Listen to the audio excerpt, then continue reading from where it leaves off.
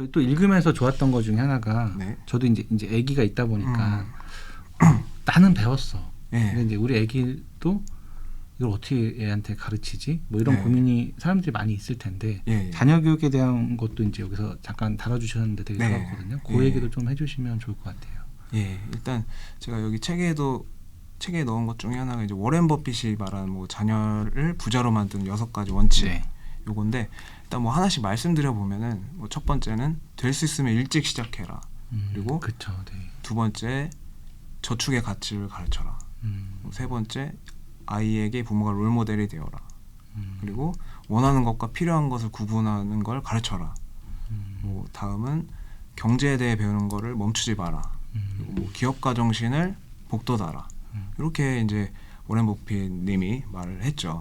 근데 사실 이게 하나씩 들어보면은 뭐 6가지가 자녀뿐만이 아니라 사실 어른들도 맞아요. 당연히 알아야 되는, 지금 모르고 있는 사람도 많이 있는 그런 내용이죠. 그래서 결국은 아까 말씀하셨듯이 부모가 먼저 이것들을 지키고 알아야지 이제 교육을 하든 말든 하겠죠. 그나마 이렇게 자녀한테 경제 교육을 시켜야겠다라고 하는 부모들도 사실 많지가 않죠. 예. 그리고 경제 교육을 시킨다고 해도 그냥 뭐 저축, 절약 정도 시키다 말고 나중에 이제 증여를 좀 고민하긴 하겠죠. 근데 우리나라 뭐 증여랑 상속세가 워낙 높으니까 뭐 편법과 그 절세 사이를 막 왔다 갔다 하게 되고, 근데 이 자녀의 이제 경제 교육은 세금이 없는 거잖아요. 예. 그래서 이 증여라는 거의 근본 이유가 내 부를 이제 자녀에게 물려준다는 건데, 그렇게 생각하면은 뭐 물고기 몇 마리 그냥 더 넘겨주는 것보다 그 물고기 잡는 법을 그쵸. 알려주는 게 훨씬 나은 거죠. 그래서 저도 사실 투자자이면서 아빠기도 하니까, 저희 아들이 이제 10살이거든요. 그래서 되게 교육에 관심이 많았어요. 그래서 아이가 또 커가면서 그 나이에 맞게 요 경제적인 감각을 알려주려고 되게 고민을 많이 했거든요. 그래서 제가 하고 있는 거를 몇 개 좀 말씀드리면은, 일단 제 아이가 7살이 됐을 때 이제 처음 용돈을 주기 시작했어요. 근데 용돈이 아니라 이자를 줬어요. 그동안 이제 할머니, 할아버지, 뭐 이모, 삼촌한테 받은 용돈들이 있을 거 아니에요. 태어나서 쭉. 그걸 이자를 모으니까, 벌써 가르치는 거구나. 예, 그걸 모아보니까 200만 원 정도 되더라고요. 7살까지. 그래서 그걸 아빠한테 저금하게 하고 금리 이율을 정해서 매달 이자로 줬던 거죠, 아들한테. 이유를 개념을 알아들어요? 10살인데? 그때는 7살이었거든요. 네. 그래서 그냥 이율이라고 하면은 좀 어려우니까 200만 원을 나한테 줬으니까 나는 매달 보관료로 2,000원씩 주겠다. 네, 뭐 매주 2,000원 이렇게 주겠다라고 그냥 좀 단순화해서 설명을 했죠. 그러고 나서 이제 매달 지급을 했고, 친구들은 이제 막 용돈을 받고 있는데 얘는 이자를 받고 있는 거예요. 둘 다 돈인데 용어가 다른 거죠. 그래서 애가 이제 이자를 받아서 뭐 쓰다가 아껴 쓴 다음에 남은 돈을 다시 저한테 저금하면은 또 그 이자가 더 늘어나겠죠. 네, 그래서 그 복리 개념도 이렇게 어렴풋이 알 수 있게 이렇게 알려줬고요.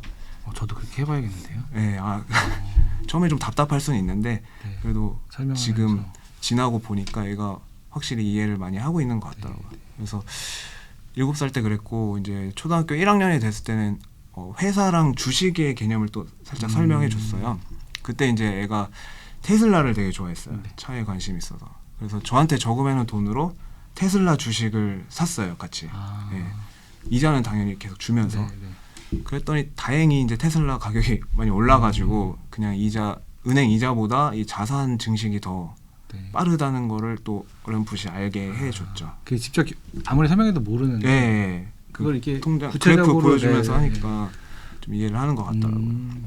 그 다음에 이제 2학년이 돼서는 임대 수입에 대해서 좀 알려줬어요. 그래서 그냥 설명하는 것보다는 이제 애가 받은 돈으로 치약을 사게 했어요. 그래서 그 치약을 부모가 쓰면서 그 사용료로 매달 얼마씩 준 거죠.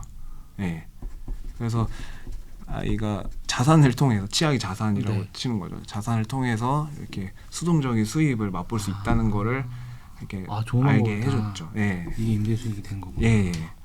그 다음에 이제 초3 올해는 이제 얘가 또 관심을 보이더라고요. 이제 돈이라는 거에 대해서. 그래서 저 돈을 어떻게 버는지 방식에 대해서 좀 설명을 해줬어요. 근데 마찬가지로 애니까 그냥 설명하기보다는 어떤 건물 앞에 데려갔어요. 그래서 큰 건물에 보면은 그 안에 이제 입주해 있는 회사가 있겠죠. 그 회사의 사장이 뭐 사업가 소득, 그리고 그 회사에서 일하는 직원들의 뭐 근로소득, 그리고 그 회사에 뭐 입주해 있는 음식점의 뭐 자영업 소득, 그 다음에 그 회사 그 건물주의 임대 수익, 뭐 자본 수익 이런 거를 그냥 얘기해 줬죠. 네. 이렇게 보이는 걸 얘기하니까 얘가 좀 알아듣더라고요. 아 그래요? 예. 다 알아듣지는 다는 않고. 아닌데 그냥 어떤 식으로 돈을 어떤 건 번다. 알아듣고 어떤 예, 건 그냥 이렇게. 사실 어쨌든 계속 접하게 해주는 예, 거예요. 저도 약간 고민되는 것 중에 이게 몇 살 때 어느 정도를 알려줘야 될까, 이게 그쵸, 사실 네, 되게 맞아요, 네. 어려운 거잖아요. 어렸을 때부터 막 투자해야 된다 이런 걸 막 그쵸, 얘기해주기도 그건 좀, 그렇고 네. 지금은 일단 자기 꿈을 향해서 뭐 준비하는 나이인데 미리 뭐 그걸 정말 확실하게 알려줄 필요는 없을 것 같아서 그런 감을 좀 유지하게끔 좀 네, 이것저것 네, 네. 생각해 왔던 것 같아요. 네. 책 시작할 때도 나오잖아요. 부루마블. 예. 저는 그게 진짜 예, 좋은 예. 것 같아요. 부루마블 애들이랑 예. 하는 게. 맞아요. 그러면 애들이 이렇게 돌면서 예. 내가 사야지. 예. 산 다음에 누가 걸리면 돈을 그렇죠. 내니까 거기 예. 그러면서 이제 임대 수익에 대한 생각도 생기고. 예. 전 심지어 거기까지 했어요. 이것도 이제 저희 저자분 중에 한 분이 알려주신 건데 예. 이걸 다 사다 보면 돈이 다 떨어지잖아요. 예. 그러면 은행에서 대출. 이렇게 네. 대출은 안 해봤고 예. 은행에서 원래는 한 바퀴 돌 때마다 뭐 20만 원씩 주는 거를 예. 나도 없고 너도 없으니까 우리 똑같이 100만 원씩 은행에서 받자. 같이. 이게 양적 완화야. 예. 그렇게 해서 양적 완화를 제가 돈이 밝혀봤어요. 풀리는. 네네. 그래서 네. 우리가 가진 돈이 처음에는 요만큼 갖고 시작했는데 음. 지폐가 아까는 더 많아졌지. 이게 네. 양적 완화를 했는데 예. 나중에는 이제 그 다음 판에 할 때 예. 아빠 양적 완화자를 한 번 나왔거든요. 예. 너무 뿌듯한 거야.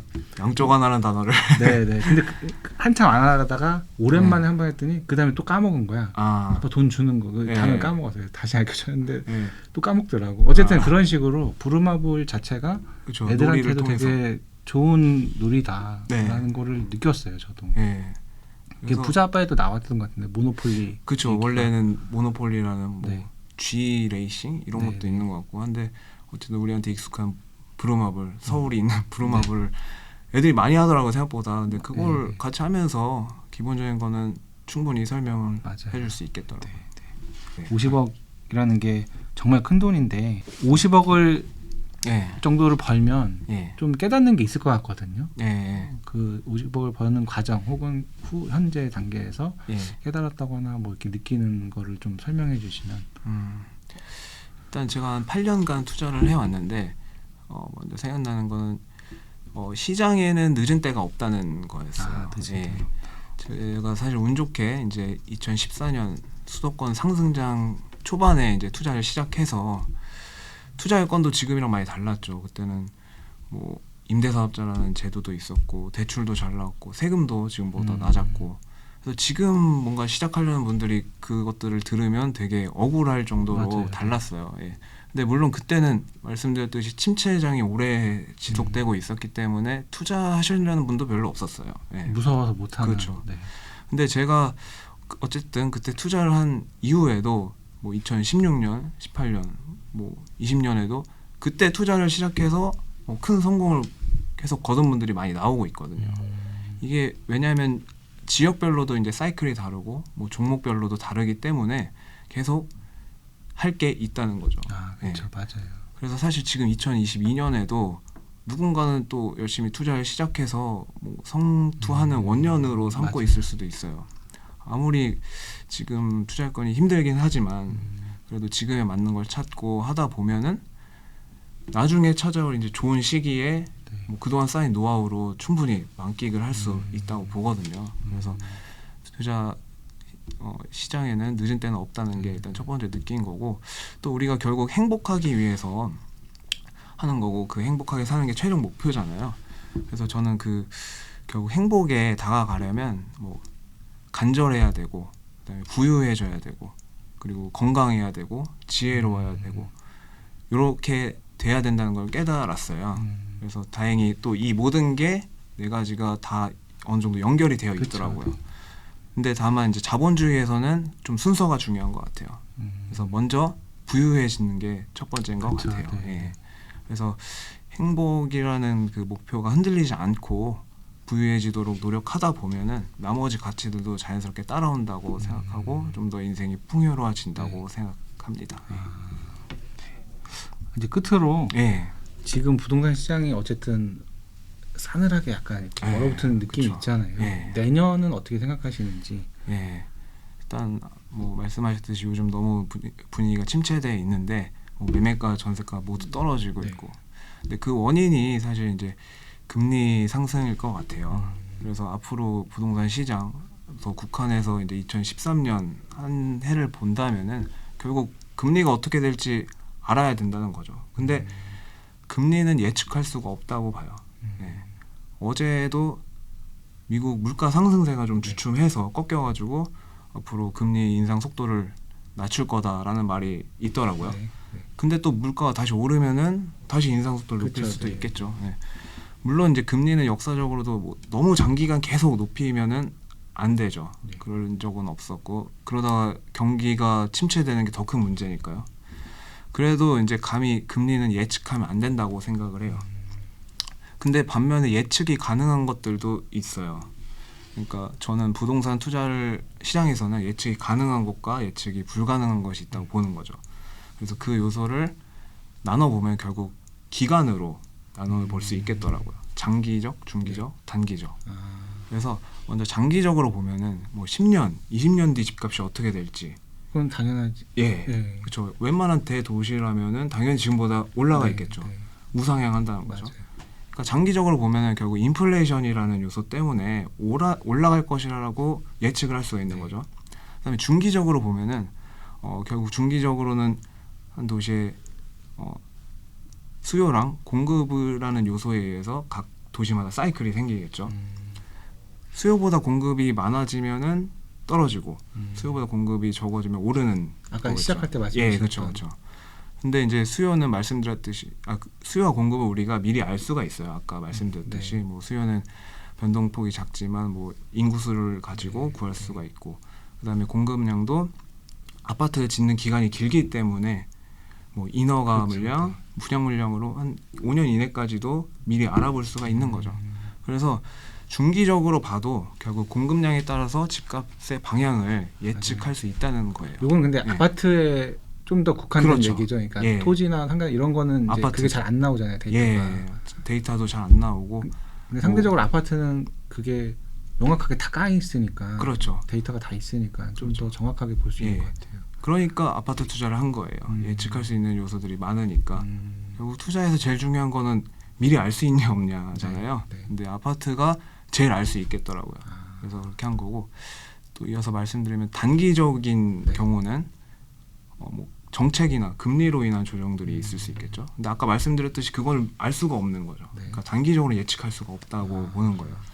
그래서 다시 현재로 돌아와서 지금 제일 중요한 거는 현재 상황이 대세 하락인지 아니면 일시적인 조정인지를 먼저 파악하는 게 중요한데 제가 생각하는 거는 대세 하락기는 이 중기적인 요인인 수요 공급이 그걸로 인한 사이클이 끝나서 하락할 때 그런 경우로 생각하고 조정기는 단기적인 요인인 이제 뭐 금리나 정책으로 인해서 심리가 위축돼서 네. 잠깐 이렇게 조정이 되는 경우라고 생각해요. 근데 그렇게 봤을 때 현재 침체는 금리 영향이 좀 절대적인 것 같아서 추후에 공급량이 부족한 뭐 서울이나 몇몇 도시들은 단기적인 조정이라고 보는 게 맞을 것 같아요. 그래서 이렇게 대세 하락이 아닌 조정기에는 사실 집을 사기에 오히려 좋은 시기가 될 수도 있겠죠. 저 아는 예. 분도 경매 위주로 하시는데 예. 지금 경매하기 더 좋대요. 너무 보면은. 좋죠. 예. 그러니까 분위기가 안 좋니까 사람 경쟁자들이 없어서 예. 더 낮은 가격에 받을 확률이 더 올라가서 예. 자기 너무 좋다고. 그렇죠. 경매까지 사용하면은 사실 수도권에서도 돈 정말 안 들이고 거의 전세가 수준으로 낙찰이 되는 경우도 있더라고요. 그분 말로는 저기까지 된대요. 예. 경매 전세가보다 낮게 경매를 받아서 그렇죠. 돈이 남는데. 예. 예. 그렇죠. 말이 돼요. 그런데 예시를 제가 예. 최근에 한 거를 예시를 들어서 보여주시는데 예. 되는 거예요. 예. 1,000만 원인가 남는 거야. 남죠. 야 이건 하나 할 때마다 그냥 돈이 남네. 그래서 오히려 투자금을 만들 수 있는. 네. 근데 이제 그때는 당연히 일단 입찰 보증금 정도는 있어야겠죠. 네. 그러니까 마중물이라고 하는데 결국 최종적으로 플러스 P가 네, 될 수 맞아요. 있는데 처음에 들어갔다 나가는 돈도 있기 때문에 그것까지 좀 계산해 보셔서 이제 경매를 하시는 건 아주 좋은 것 같아요. 네. 예. 얼마 전에 그 김종국 아시죠? 네. 가수 김종국님의 유튜브를 보다가 네. 이런 걸 봤어요.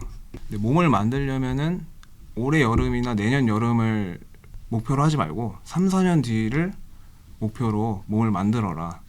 그래야 무리하지 않고 차곡차곡 잘 만들 수 있다. 이런 얘기를 했는데 되게 와닿더라고요. 네. 그게 제 생각에는 투자랑도 되게 비슷한 것 같아요. 우리가 투자를 하는 게 내년에 아니면 뭐 3년 뒤에 딱 부자가 되려고 하는 게 아니잖아요. 적어도 뭐 10년, 5년에서 10년 이후에 내가 지금보다 더 부자가 돼 있고 싶다. 이런 마음에서 다들 투자를 시작하실 텐데 하다 보면 조급해져서 뭐 당장의 걸만 찾아다니다가 결국 목표를 못 이루는 경우가 많이 있는 것 같아요. 그래서 그 몸짱이 되려면 3년 뒤의 여름을 생각하고 만들어라란 말처럼 투자에서도 좀 더 장기간으로 보고 꾸준히 하는 게 되게 중요하다고 봐요. 저도 8년이 걸렸기 때문에 자산이 이렇게 늘어난 거거든요. 그러니까 그거 염두에 두시면서 투자를 너무 조급해하고 주변에서 막 오르고 얼마 벌었네 이런 거에 너무 현혹되지 마시고 자기가 목표를 5년, 10년으로 정해서 꾸준히 하시는 게 투자의 끈을 잡고 있는 게 가장 중요하다고 생각합니다. 예.